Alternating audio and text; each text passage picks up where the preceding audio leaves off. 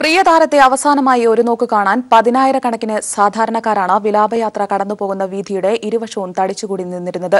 ആയിരങ്ങൾ Andhari celebration sports ക്ലബിലും ശ്രീദേവിക്ക് യാത്രാമൊഴി നൽകാനെത്തി. ദുബായിൽ ഒരു വിവാഹ ചടങ്ങിൽ പങ്കെടുക്കാൻ പോയിരുന്ന ബോളിവുഡ് സൂപ്പർ താരത്തിന്റെ ആകസ്മിക മരണത്തിൽ ഞെട്ടിത്തെറിച്ച് സിനിമാ ലോകവും ആരാധകരും. മറക്കാൻ കഴിയാത്ത വലിയൊരു ദുഃഖത്തിൽ തന്നെയാണ് നമ്മൾ എല്ലാവരും, മലയാളികൾ മാത്രമല്ല, നമ്മൾ ഇന്ത്യയിലുള്ള എല്ലാ ഒട്ടാകെ ജനങ്ങളും തന്നെയും നമ്മൾ ശ്രീദേവിയുടെ ആ ദുഃഖത്തിന് വേണ്ടി പങ്കുചേരുകയാണ്. മുംബൈയിലെ വസതിയിലും പൊതുദർശനത്തിന് വെച്ചിരുന്ന സെലിബ്രേഷൻ സ്പോർട്സ് ക്ലബിലും സിനിമ, രാഷ്ട്രീയ രംഗത്തെ പ്രമുഖരെത്തി പ്രിയ നടിക്ക് അന്ത്യാഞ്ജലി അർപ്പിച്ചു. നിയന്ത്രിക്കാൻ കഴിയാത്ത ജനസാഗരമായിരുന്നു രാവിലെ മുതൽ പൊതുദർശനം നടന്ന സെലിബ്രേഷൻ സ്പോർട്സ് ക്ലബ് പരിസരത്തുണ്ടായിരുന്നത്. പല ഘട്ടങ്ങളിൽ നിയന്ത്രിക്കാൻ പോലീസ് പാടുപെടുന്നുണ്ടായിരുന്നു. मानने में आएगा ही नहीं ना, जो इंसान इतना अच्छा काम कर रहा है दुनिया में, वो कैसे सबको धोखा देके जा सकता है। उनको खुद को भी तो नहीं पता होगा कि हम जैसे इनके पीछे इतना can't say word. I'm speechless. ശ്രീദേവിക്ക് ഇഷ്ടപ്പെട്ട ചുവന്ന കാഞ്ചീപുരം പട്ടുസാരിയും ഇഷ്ടപ്പെട്ട വെളുത്ത പൂക്കൾ കൊണ്ട് അലങ്കരിച്ച വാഹനവുമാണ് അന്ത്യയാത്രയ്ക്കായി ഒരുക്കിയിരുന്നത്. Premlal, news bureau, Mumbai. മധുവിന്റെ കൊലപാതകം കേരളത്തിനാകെ അപമാനമെന്ന് മുഖ്യമന്ത്രി പിണറായി വിജയൻ. കേസിലെ പോലീസ് അന്വേഷണത്തിൽ മധുവിന്റെ കുടുംബം തൃപ്തി രേഖപ്പെടുത്തിയിട്ടുണ്ട്. മണ്ണാർക്കാട് സഫീറിന്റെ കൊലപാതകത്തിൽ കുറ്റവാളികളെ ഒരു തരത്തിലും സംരക്ഷിക്കില്ലെന്നും മുഖ്യമന്ത്രി വ്യക്തമാക്കി. അതേസമയം മധുവിന്റെ മരണത്തിൽ ജുഡീഷ്യൽ അന്വേഷണം വേണമെന്നും സഫീറിന്റെ കൊലയ്ക്ക് പിന്നിലെ ഗൂഢാലോചന കണ്ടെത്തണമെന്നും പ്രതിപക്ഷം ആവശ്യപ്പെട്ടു. പ്രതിപക്ഷ പ്രതിഷേധത്തെ തുടർന്ന് സഭ ഇന്നത്തേക്ക് പിരിഞ്ഞു. തുടർച്ചയായ മൂന്നാം ദിനവും പ്രതിപക്ഷ പ്രതിഷേധത്തോടെയാണ് നിയമസഭ ആരംഭിച്ചത്. കൊലപാതകങ്ങളെക്കുറിച്ചുള്ള വിഷയം അടിയന്തര പ്രമേയമായി ഉന്നയിക്കാൻ അനുമതി നൽകാമെന്നും ചോദ്യോത്തരവേളയുമായി സഹകരിക്കണമെന്നും സ്പീക്കർ പ്രതിപക്ഷത്തോട് ആവശ്യപ്പെട്ടു. ഇത് നിരാകരിച്ച പ്രതിപക്ഷം ചോദ്യോത്തരവേളയുമായി സഹകരിക്കാതെ ഇറങ്ങിപ്പോയി. ശൂന്യവേളയിൽ മധുവിന്റെയും യൂത്ത് ലീഗ് പ്രവർത്തകൻ സഫീറിന്റെയും കൊലപാതകത്തിൽ അടിയന്തര പ്രമേയത്തിന് നോട്ടീസ് നൽകി. അട്ടപ്പാടിയിലെ മധുവിന്റെ കൊലപാതകം പരിഷ്കൃത കേരളത്തിന് ചേർന്നതല്ലെന്ന് മുഖ്യമന്ത്രി പിണറായി വിജയൻ പറഞ്ഞു. നിലവിലെ കേസന്വേഷണത്തിൽ മധുവിന്റെ കുടുംബം തൃപ്തി രേഖപ്പെടുത്തിയിട്ടുണ്ടെന്നും മുഖ്യമന്ത്രി മറുപടി നൽകി. ഇതില് സർക്കാരിന് തുറന്ന മനസ്സാണുള്ളത്. ഇത്തരമൊരു ആക്ഷേപം ഉയർന്നു എന്ന് കണ്ടപ്പോൾ തന്നെ അതുമായി ബന്ധപ്പെട്ട് പരിശോധന നടത്താൻ ചുമതലപ്പെടുത്തി കഴിഞ്ഞിട്ടുണ്ട്. ആ പരിശോധനാ റിപ്പോർട്ട് ലഭിച്ചാൽ ഈ പറയുന്നതിൽ വസ്തുതയുണ്ടെങ്കിൽ ആവശ്യമായ നടപടി എടുക്കുക തന്നെ ചെയ്യും. മണർക്കാട് സഫീറിന്റെ കൊലപാതകത്തിൽ പ്രതികളെ സംഭവത്തിന്റെ അടുത്ത ദിവസം തന്നെ പോലീസ് പിടികൂടി. കേസിൽ കുറ്റക്കാർക്കെതിരെ ഒരു തരത്തിലെ വിട്ടുവീഴ്ചയും ഉണ്ടാകില്ലെന്നും മുഖ്യമന്ത്രി സഭയിൽ പറഞ്ഞു. ഒപ്പം ഗുണ്ടകളുടെ കാര്യത്തിൽ ശക്തമായ നടപടിയുണ്ടാകുമെന്നും മുഖ്യമന്ത്രി വ്യക്തമാക്കി. എന്നാൽ മധുവിന്റെ കൊലപാതകത്തിൽ ജുഡീഷ്യൽ അന്വേഷണം വേണമെന്നും സഫീറിന്റെ കൊലയ്ക്ക് പിന്നിലെ ഗൂഢാലോചന കണ്ടെത്തണമെന്നും പ്രതിപക്ഷ നേതാവ് ആവശ്യപ്പെട്ടു. ഒരു ജുഡീഷ്യൽ അന്വേഷണം ഈ കാര്യത്തിൽ അനിവാര്യമാണെന്ന് ഞാൻ കരുതുന്നു. സഫീറിന്റെ കാര്യത്തിലും ഷുഹൈബിന്റെ കാര്യത്തിലും ഉണ്ടായത് അതിന്റെ എല്ലാം പിന്നിൽ ഗൂഢാലോചന ഉണ്ട് എന്നുള്ളത് വ്യക്തമാണ്. അടിയന്തര പ്രമേയത്തിന് അനുമതി നിഷേധിച്ചതിൽ പ്രതിഷേധിച്ച് പ്രതിപക്ഷം സഭയുടെ നടുത്തളത്തിലിറങ്ങി സ്പീക്കറുടെ ഡയസിന് മുന്നിലെത്തി പ്രതിഷേധിച്ചു. പ്രതിഷേധം ശക്തിപ്പെട്ടതോടെ സഭാ നടപടികൾ വേഗത്തിൽ പൂർത്തിയാക്കി സഭ ഇന്നത്തേക്ക് പിരിഞ്ഞു. ഇനി തിങ്കളാഴ്ചയാണ് സഭ സമ്മേളിക്കുക. News bureau, Thiruvananthapuram. അട്ടപ്പാടിയിൽ ആദിവാസി യുവാവ് മധു കൊല്ലപ്പെട്ട സംഭവം ഭക്ഷ്യക്ഷാമം മൂലമല്ലെന്ന് സർക്കാർ ഹൈക്കോടതിയെ അറിയിച്ചു. ഭക്ഷണ സാധനങ്ങൾ മോഷ്ടിച്ചതിനെ തുടർന്നുണ്ടായ ആക്രമണമാണ് കൊലപാതകത്തിൽ കലാശിച്ചത്. കേസിൽ കോടതിയെ സഹായിക്കാൻ ഹൈക്കോടതി അഭിഭാഷകൻ ദീപകിനെ അമിക്കസ് ക്യൂറിയായി നിയോഗിച്ചു. സംഭവത്തിൽ 2 ആഴ്ചയ്ക്കകം സർക്കാർ വിശദീകരണം നൽകണമെന്നും കോടതി ആവശ്യപ്പെട്ടു. പൊതു താൽപര്യം മുൻനിർത്തി ഹൈക്കോടതി ജഡ്ജി ജസ്റ്റിസ് കെ സുരേന്ദ്രൻ നൽകിയ കത്ത് ചീഫ് ജസ്റ്റിസിന്റെ നിർദ്ദേശപ്രകാരം ഹർജിയായി പരിഗണിക്കുകയായിരുന്നു. പാതയോരത്തെ മദ്യശാല ഉത്തരവ് മദ്യലോബിക്ക് വേണ്ടിയാണെന്ന് VM സുധീരൻ. വാക്കുമാറുന്ന വ്യക്തികളോട് ബഹുമാനമില്ലാത്ത പോലെയാണ് കോടതിയുടേതെന്നും സുധീരൻ പറഞ്ഞു. ലഹരി വിരുദ്ധ ദിനത്തിന് ലഹരിക്കെതിരെ സംസാരിക്കുക ഭരണകർത്താക്കൾ, ബാക്കി ദിനങ്ങളിലൊക്കെ ലഹരിയെ പ്രോത്സാഹിപ്പിക്കുന്നതിന് എന്തൊക്കെ ചെയ്യാൻ സാധിക്കുമോ അതൊക്കെ ചെയ്തുകൊണ്ടിരിക്കുന്ന നടപടികളിലേക്ക് നീങ്ങുക. ഭരണകൂടം തന്നെ ലഹരി വ്യാപനത്തിൻ്റെ വക്താക്കളായി മാറുന്ന ഗുരുതരമായൊരു സ്ഥിതി ഇന്ന് കേരളത്തിൽ ശക്തിപ്പെട്ട് വന്നിരിക്കുകയാണ്.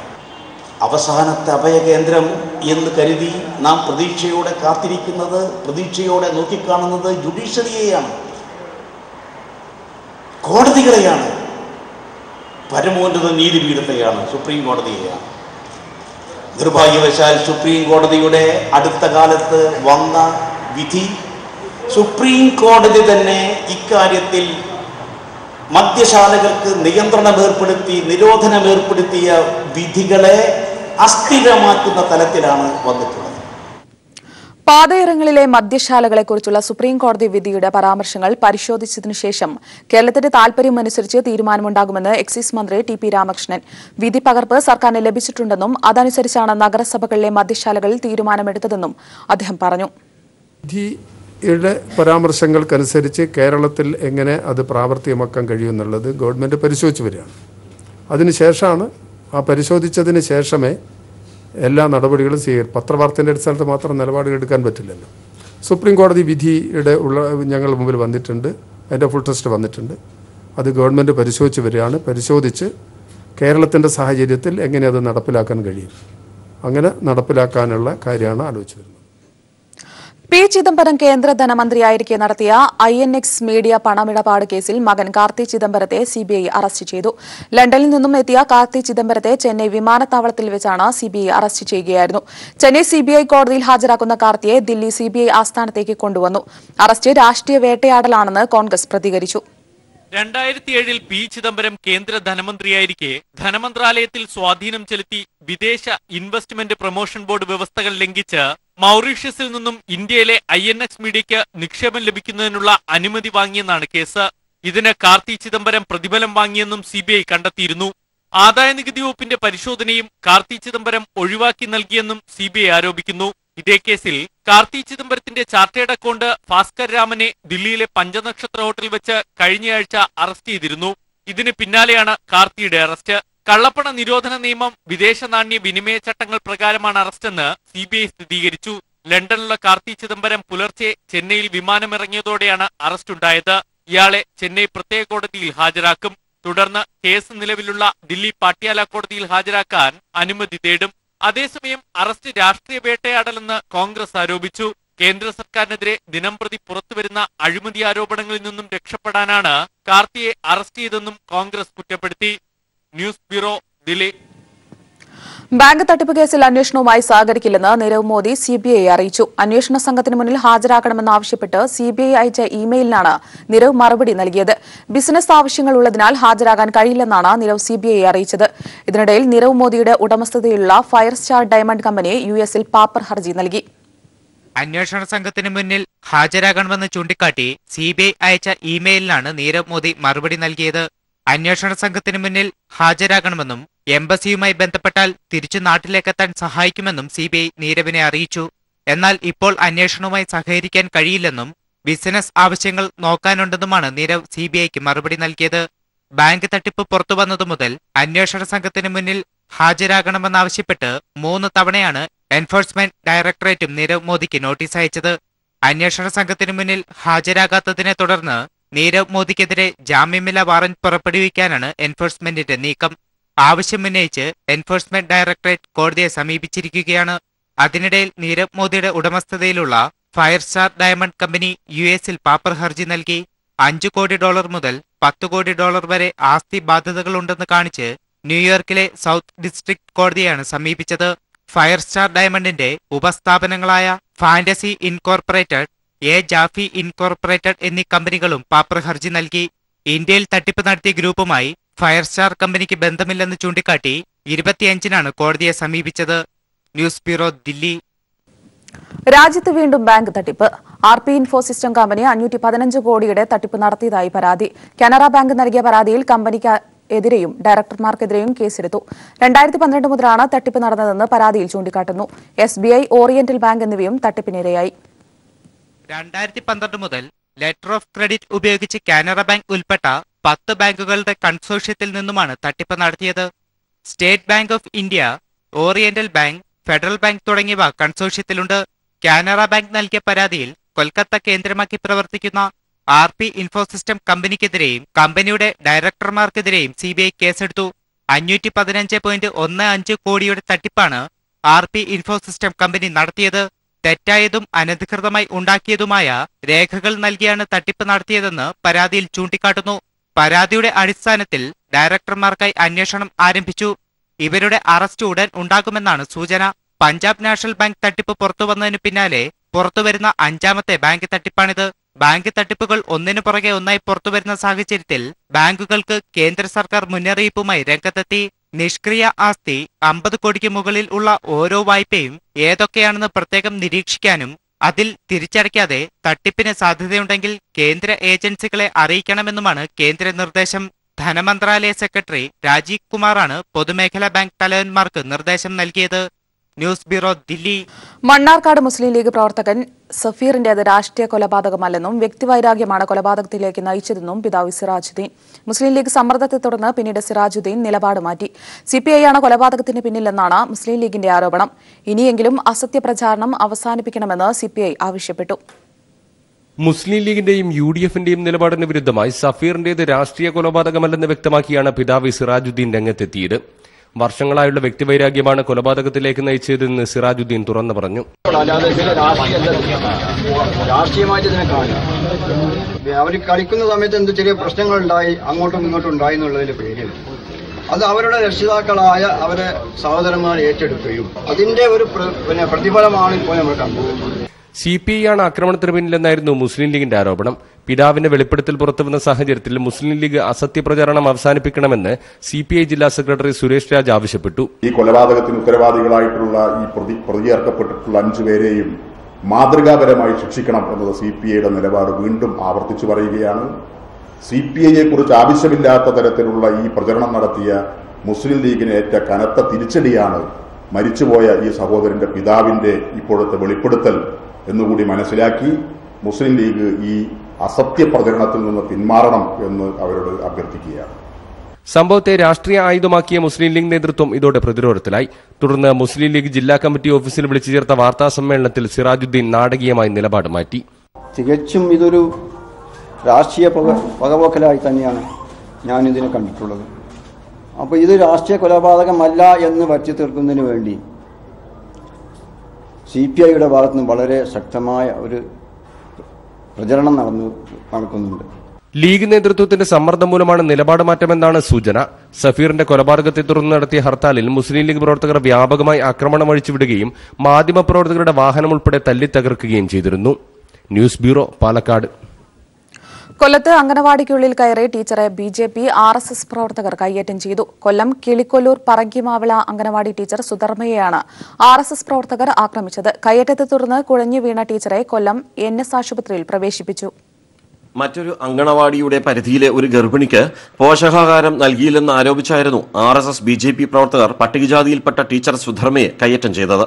രാവിലെ അങ്കണവാടിയിൽ കയറാൻ തുടങ്ങിയ ടീച്ചറെ RSS പ്രവർത്തകർ തടയുകയും തള്ളി താഴെയിടുകയും അസഭ്യം പറയുകയും ചെയ്തു. കയ്യേറ്റം ചെയ്യുകയും ചെയ്തു. എന്നെ തിരിച്ച് പുറത്തു തള്ളി. നിങ്ങളിവിടെ യോഗ്യതയല്ല, നിങ്ങൾക്കിവിടെ യോഗ്യതയില്ല, ഇവിടെ വർക്ക് ചെയ്യാനുള്ള യോഗ്യത നിങ്ങൾക്കില്ല. ഞാൻ പട്ടികജാതിയിൽ പിറന്ന ഒരു വർക്കറാണ്. എൻ്റെ ഹെൽപ്പറും അവിടെയാണ് പട്ടികജാതിയിൽ പിറന്നത്. പട്ടികജാതിക്കാർ ഇവിടെ മേൽജാതിക്കാർക്ക് ഭക്ഷണം കൊടുക്കാതെ ഇവിടെ ഇരിക്കുകയും വേണ്ട. ഇങ്ങനെയൊക്കെയാണ് അവന്മാർ എന്നെ. RSSകാരാണ്. അഭിലാഷ്, രാജേന്ദ്രൻ, വിക്രമൻ എന്നീ പറയുന്ന RSSകാരാണ് ഇവിടെ ഈ പ്രവർത്തനങ്ങൾ ചെയ്തത്. തന്നെ ജാതി പറഞ്ഞും RSS പ്രവർത്തകർ ആക്ഷേപിച്ചുവെന്ന് സുധർമ്മ പറഞ്ഞു. അടിക്കാൻ വന്ന ആ RSSകാരെയും അവരുടെ മക്കളെയും ഞാൻ പഠിപ്പിച്ച ഒരു ടീച്ചറാണ്. അവന്മാർ എന്നെ ഈ തരത്തിൽ താഴ്ത്തുക എന്ന് വെച്ചാൽ അതൊരു വലിയ മനോവിഷമം. എന്നെ മാനസിക ആക്ഷേപിച്ചു, ജാതി പറഞ്ഞു ആക്ഷേപിച്ചു. ഞാൻ പട്ടികജാതിക്കാരുടെ അല്ലേ 2 പേര് ഇവിടെ വർക്ക് ചെയ്യുന്നത്. അതുകൊണ്ട് നിങ്ങൾ അതിന് യോഗ്യതയല്ല. ഇവിടെ വേറെ ആളുകളെ കയറ്റാൻ ഞങ്ങൾക്ക്. ഇവർക്ക് കേന്ദ്രത്തിൽ പിടിയുണ്ടെന്നും പറഞ്ഞാൽ എന്നോട് ഇങ്ങനെയൊക്കെ പ്രവർത്തിക്കുന്നത്. കഴിഞ്ഞ ദിവസം മറ്റൊരു അംഗനവാടിയുടെ പരിധിയിലുള്ള യുവതിക്ക് ഗർഭിണികൾക്കുള്ള പോഷകാഹാരം നൽകിയില്ലെന്ന് പറഞ്ഞ് ഒരു സംഘം BJPക്കാർ അംഗനവാടി കമ്മിറ്റിയിലെത്തി ബഹളം വെച്ചിരുന്നു. പ്രശ്നത്തിൽ ICDS ഉദ്യോഗസ്ഥരും ഇടപെട്ടു. എന്നാൽ നിലവിലെ ടീച്ചർ അംഗനവാടിയിൽ എത്തരുതെന്നും സ്ഥലം മാറി പോകണമെന്നുമായിരുന്നു BJPക്കാരുടെ തിട്ടൂരം. ഇത് ലംഘിച്ചതിനെ തുടർന്നാണ് BJP RSS സംഘം അംഗനവാടിയിലെത്തി ടീച്ചറെ പിടിച്ചു തള്ളുകയും തുടർന്ന് ജാതിപ്പേര് വിളിച്ച് കയ്യേറ്റത്തിന് തയ്യാറാവുകയും ചെയ്തത്. കുട്ടികളെ ആട്ടിപ്പായിക്കുകയും അക്രമത്തിന് മുതിരുകയും ചെയ്തതോടെ ടീച്ചർ അംഗനവാടിയിൽ കുഴഞ്ഞു വീഴുകയായിരുന്നു. രാജ്കുമാർ, ന്യൂസ് ബ്യൂറോ, കൊല്ലം. ജിദ്ദ മലപ്പുറം കണ്ണമംഗലം പ്രവാസി കൂട്ടായ്മ പെയിൻ ആൻഡ് പാലിയേറ്റീവിന് നിർമ്മിച്ചു നൽകിയ കെട്ടിടത്തിന്റെ ഉദ്ഘാടനം നിയമസഭാ സ്പീക്കർ P. ശ്രീരാമകൃഷ്ണൻ നിർവഹിച്ചു. 35 ലക്ഷം രൂപ ചെലവിൽ നിർമ്മിച്ച കെട്ടിടത്തിൽ ഫാർമസി, പുനരധിവാസ കേന്ദ്രം, കോൺഫറൻസ് ഹാൾ, ക്ലിനിക് തുടങ്ങിയ സൌകര്യങ്ങളുണ്ട്. ക്ലിനിക്കിന്റെ ഉദ്ഘാടനം PK കുഞ്ഞാലിക്കുട്ടി MP-യും കെട്ടിടത്തിന്റെ താക്കോൽ കൈമാറ്റം അൽ-അബീർ ഗ്രൂപ്പ് ചെയർമാൻ ആലുങ്കൽ മുഹമ്മദും നിർവഹിച്ചു. KNA ഖാദർ MLA, ജില്ലാ പഞ്ചായത്ത് പ്രസിഡന്റ് AP ഉണ്ണികൃഷ്ണൻ തുടങ്ങിയവരും ചടങ്ങിൽ പങ്കെടുത്തു.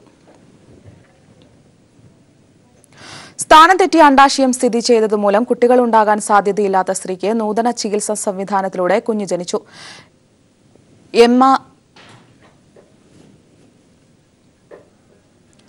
MRI പരിശോധനയിലാണ് ഇവരുടെ അണ്ഡാശയ സ്ഥാനം വൃക്കകൾക്കുള്ളിലാണെന്ന് കണ്ടെത്തിയത്. അടൂർ ലൈഫ് ലൈൻ ഹോസ്പിറ്റലാണ് നൂതന ചികിത്സ ലഭ്യമാക്കിയത്. ഈ ചികിത്സാ രീതിയിലൂടെ ആരോഗ്യമുള്ള കുഞ്ഞ് പിറക്കുന്നത് ഇന്ത്യയിൽ ആദ്യത്തേതും ലോകത്ത് രണ്ടാമത്തേതുമാണ്. മാർക്സിസ്റ്റ് ആക്രമണമെന്ന് പെരുമ്പറകുട്ടി സംസ്ഥാനത്ത് കലാപം സൃഷ്ടിക്കാനാണ് കോൺഗ്രസിന്റെയും BJPയുടെയും ശ്രമമെന്ന് CPIM സംസ്ഥാന സെക്രട്ടറി കോടിയേരി ബാലകൃഷ്ണൻ. മരണപ്പെട്ടവരുടെ മതം നോക്കി വർഗീയ ധ്രുവീകരണം നടത്താൻ കോൺഗ്രസും ലീഗും രംഗത്തിറങ്ങുന്നത് RSSനെ സഹായിക്കാനാണെന്നും കോടിയേരി പറഞ്ഞു. അഭിമാനമാണ് കേരളം, മാനവികതയാണ് മാർക്സിസം എന്ന മുദ്രാവാക്യമുയർത്തി SFI തിരുവനന്തപുരം ജില്ലാ കമ്മിറ്റി സംഘടിപ്പിച്ച വിദ്യാർത്ഥി മഹാസംഗമം ഉദ്ഘാടനം ചെയ്ത് സംസാരിക്കവെയായിരുന്നു കോടിയേരിയുടെ പ്രതികരണം. മാർക്സിസ്റ്റ് പാർട്ടി അക്രമം നടത്തുന്നുവെന്ന പ്രചരണം തെറ്റാണ്. ആരുടെയും കഴുത്തറക്കാനുള്ള ചിന്തയല്ല മാർക്സിസം മുന്നോട്ട് വയ്ക്കുന്നതെന്നും കോടിയേരി പറഞ്ഞു. മാർക്സിസ്റ്റ് ആക്രമണം എന്ന് പെരുമ്പറകുട്ടി സംസ്ഥാനത്ത് കലാപം സൃഷ്ടിക്കാനാണ് കോൺഗ്രസിന്റെയും BJPയുടെയും ശ്രമമെന്നും കോടിയേരി വ്യക്തമാക്കി.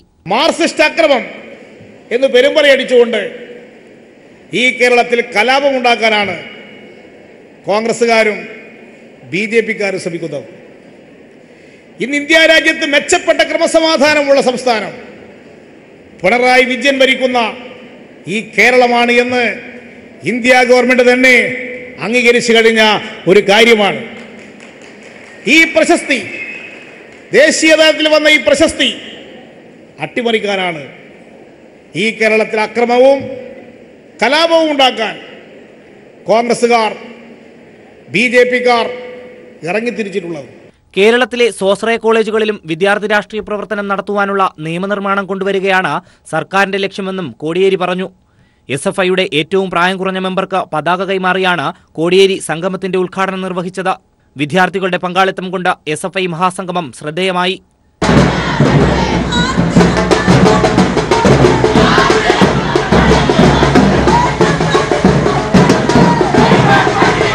News bureau, Thiruvananthapuram. CPI സംസ്ഥാന സമ്മേളനത്തിന് നാളെ മലപ്പുറത്ത് കൊടിയേറും. 4 ദിവസത്തെ സമ്മേളനം ദേശീയ ജനറൽ സെക്രട്ടറി സുധാകർ റെഡ്ഡി ഉദ്ഘാടനം ചെയ്യും. ദേശീയ സംസ്ഥാന രാഷ്ട്രീയ വിഷയങ്ങളും സംഘടനാ പ്രശ്നങ്ങളും സമ്മേളനത്തിൽ ചർച്ചയാകും. വൈകുന്നേരത്തോടെ പതാക കൊടിമര ജാഥകൾ മലപ്പുറം കോട്ടപ്പടിയിൽ സംഗമിക്കുന്നതോടെയാണ് CPI സംസ്ഥാന സമ്മേളനത്തിന് തുടക്കമാവുക. മുതിർന്ന നേതാവ് പ്രൊഫസർ EP മുഹമ്മദ് അലി നഗരിയിൽ പതാക ഉയർത്തും. മലപ്പുറത്ത് ആദ്യമായെത്തുന്ന സംസ്ഥാന സമ്മേളനം അവിസ്മരണീയമാക്കാനുള്ള ഒരുക്കത്തിലാണ് പ്രവർത്തകർ. ദേശീയ general secretary Sudhakar Reddy, D രാജ തുടങ്ങി പ്രമുഖർ സമ്മേളനത്തിൽ പങ്കെടുക്കുമെന്ന് സംസ്ഥാന സെക്രട്ടറി കാനം രാജേന്ദ്രൻ പറഞ്ഞു. 14 സമ്മേളനങ്ങളും പൂർത്തിയാക്കി സംസ്ഥാന സമ്മേളനത്തിനുള്ള ഒരുക്കങ്ങൾ മുന്നോട്ട് പോവുകയാണ്. വരുന്ന 5 ദിവസക്കാലം മലപ്പുറത്ത് നടക്കുന്ന പാർട്ടിയുടെ സംസ്ഥാന സമ്മേളനം കേരളത്തിലെ പാർട്ടിയുടെ ചരിത്രത്തിലെ ഒരു അവിസ്മരണീയ അധ്യായമാക്കാനുള്ള ഒരുക്കങ്ങളാണ് മലപ്പുറത്ത് നിന്ന് നടന്നുകൊണ്ടിരിക്കുന്നത്.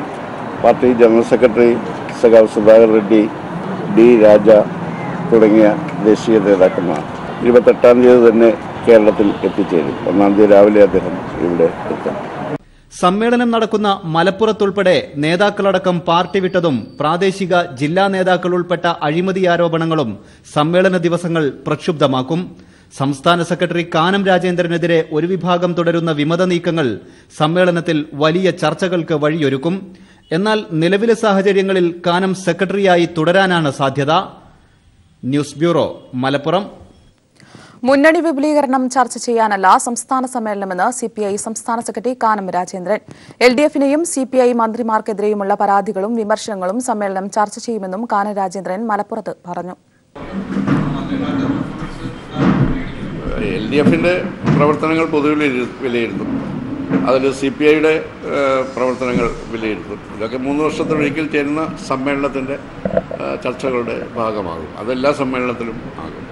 അപ്പോൾ അങ്ങനെ വരുന്ന വിമർശനങ്ങളിൽ കുറച്ചൊക്കെ ഉണ്ടാകുന്നത് അതിന് ഒരു അവരിലേക്ക് ആ സന്ദേശം എത്താത്തതുണ്ടാകുകയും അതൊക്കെ ഞങ്ങൾ വിശദീകരിക്കും.